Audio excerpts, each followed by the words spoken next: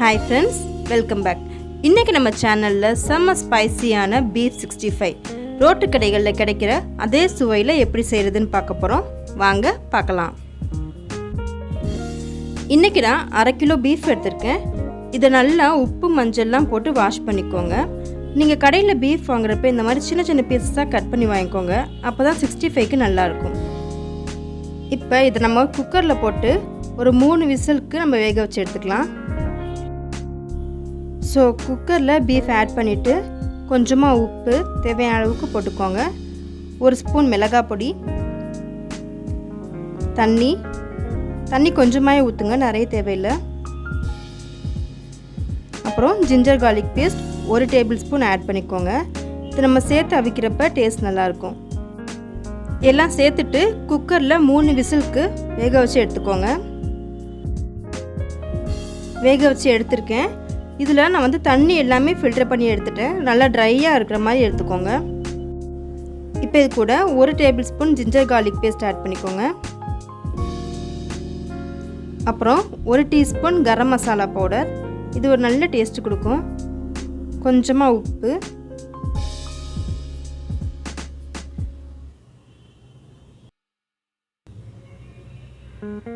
அப்புறம் 2 table spoon மிளகாய் பொடி,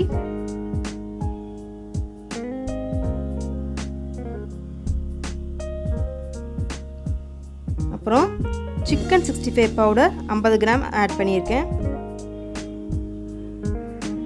2 டேபிள் ஸ்பூன் அரிசி மாவு சேர்த்துக்கோங்க. இது அந்த பீஃப்க்கு நல்ல ஒரு கிறிஸ்பினஸ் கொடுக்கும், நல்லா மொறுமொறுன்னு வரும். சேர்த்துட்டு 2 டேபிள் ஸ்பூன் கார்ன்ஃப்ளவர் ஆட் பண்ணிக்கோங்க.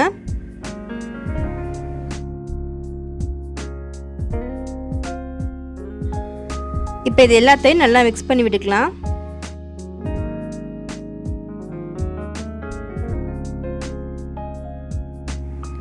இது கூட 1/4 கப் அளவுக்கு தயிர் சேர்த்துக்கோங்க.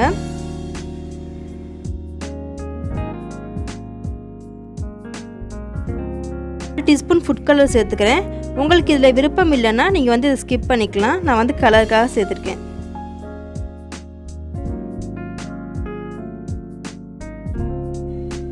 இப்போ இது எல்லாத்தையும் ஒன்றா நம்ம மிக்ஸ் பண்ணிக்கலாம். ரொம்ப ட்ரையாக இருந்ததுன்னா கொஞ்சமாக தண்ணி தெளிச்சுக்கோங்க.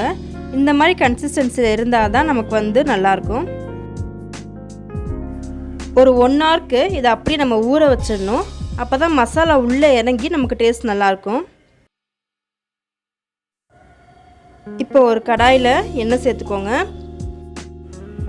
ஆயில் நல்லா ஹீட் ஆனதும் ஒன்றா உள்ளே ஆட் பண்ணுங்கள். அப்படியே நம்ம தூக்கி மொத்தமாக போட்டுறக்கூடாது. அந்த மாதிரி போட்டால் ஒன்றோட ஒன்று ஒட்டிக்கிறோம். ஸோ ஒவ்வொரு பீஸாக எடுத்து போடுங்க.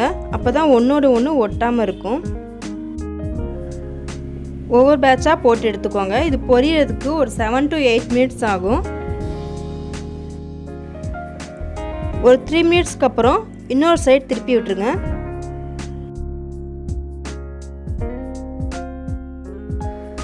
இப்போ நல்லா ஃப்ரை ஆகிடுச்சு. இதை நம்ம இப்போ எடுத்துடலாம்.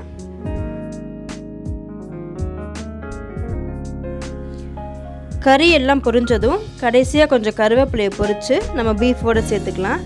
இதோட ஃப்ளேவர் ரொம்ப நல்லாயிருக்கும்.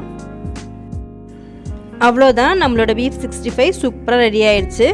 இந்த வீடியோ பிடிச்சிருந்தால் நம்ம சேனலை சப்ஸ்கிரைப் பண்ணுங்கள். இன்னொரு இன்ட்ரெஸ்டிங்கான ரெசிபியோடு நம்ம சந்திக்கலாம். Thank you. Let's spread the joy of cooking.